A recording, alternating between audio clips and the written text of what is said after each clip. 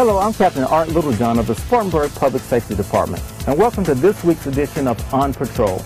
This week we'll be going into our school system and looking at the many ways we keep our children safe in the city of Spartanburg. The Spartanburg Public Safety Department is committed to building partnerships with our community, with our schools, with our parents, and also our children.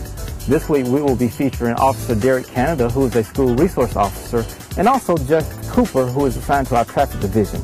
I hope you enjoyed this week's edition of On Patrol as we look at the safety issues in our schools.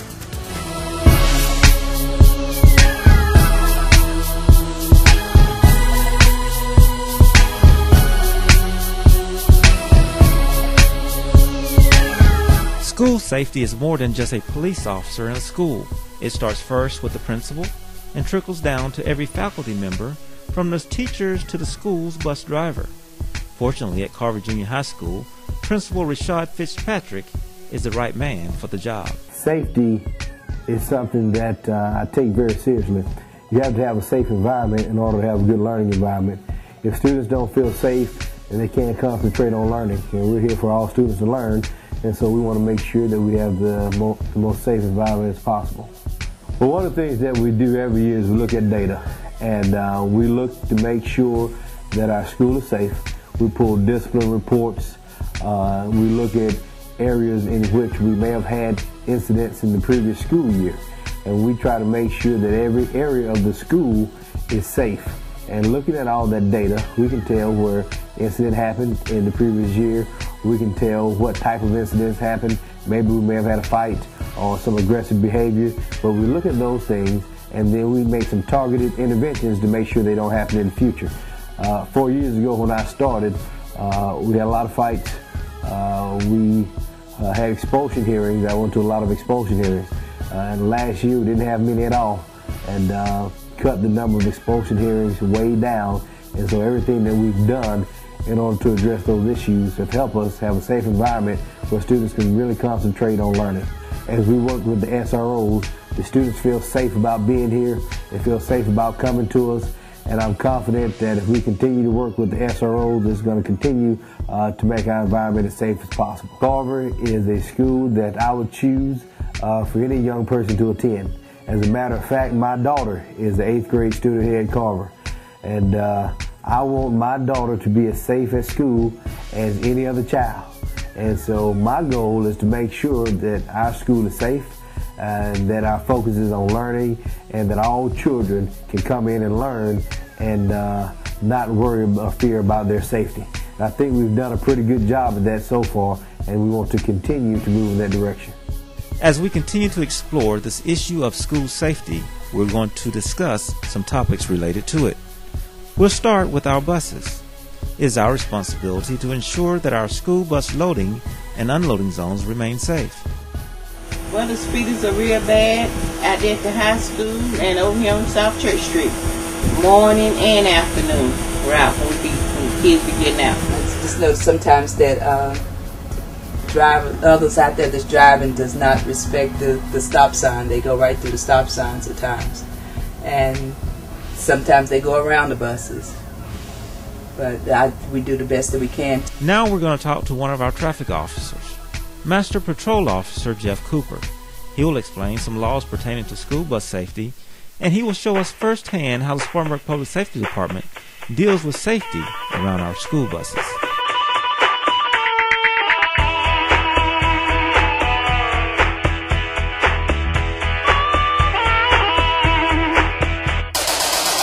I'm Officer Cooper. I've been with Spartanburg City for about 13 and a half years now. Right now, for about the last 5 years, I've been assigned to the traffic division. The primary role for the traffic division is to reduce the wrecks inside the city, property damage due to violators speeding, disregarding traffic control devices, and any other citations that we can address, and also to reduce the fatalities in the city due to traffic violations. The school zones in Spartanburg City, most of them, they're going to start up at 7 o'clock in the morning, and they run till 8:15 in the morning. These are located at or near local elementary schools and middle schools. the speed limit does reduce from the standard speed limit on that stretch of road at that time down to 25 miles an hour. And you will know this by indication of the yellow flashing lights on the side of the poles in either direction. Some of them do have them hanging over the roadway if it's a big school and a big roadway. It's very important to slow down at that time. They do start at 7 o'clock. Some kids get to school pretty early. I know most schools start at 8. They hold it over till 8:15, just in case there are some kids walking to school and they might be running late. And when you see the yellow flashing lights, it's so important to slow down, because them kids are just trying to get to school. They don't have the ability to probably watch out as good as the adults do. So a lot of it does fall back on the adults taking the responsibility to slow down in the school zones and watch for the kids.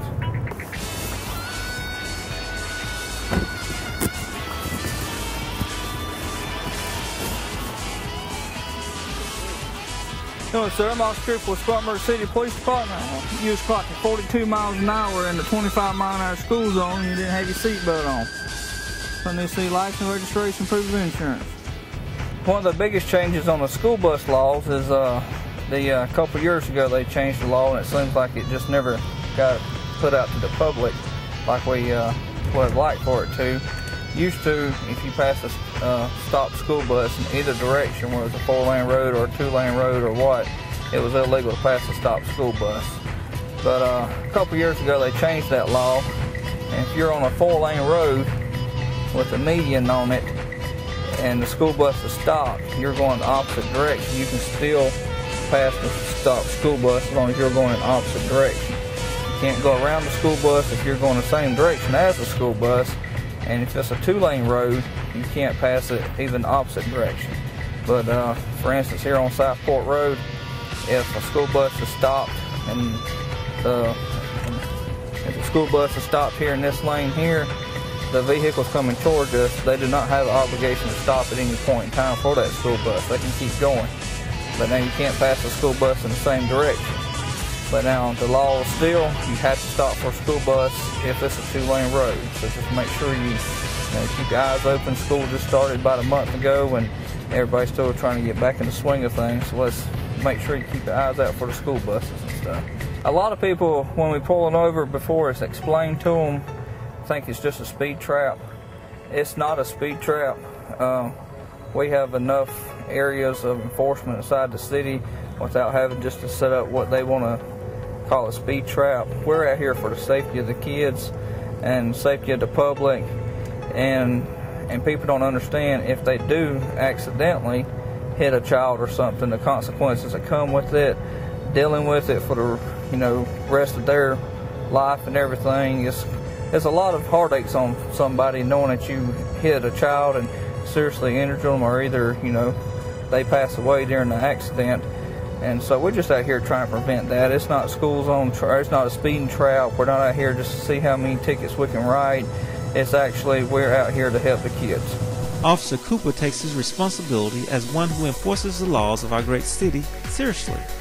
He knows that by performing his duties to the best of his ability, he saves lives every day. Now let's speak to our school resource officer, Derrick, as he tells us what he does to keep our schools safe.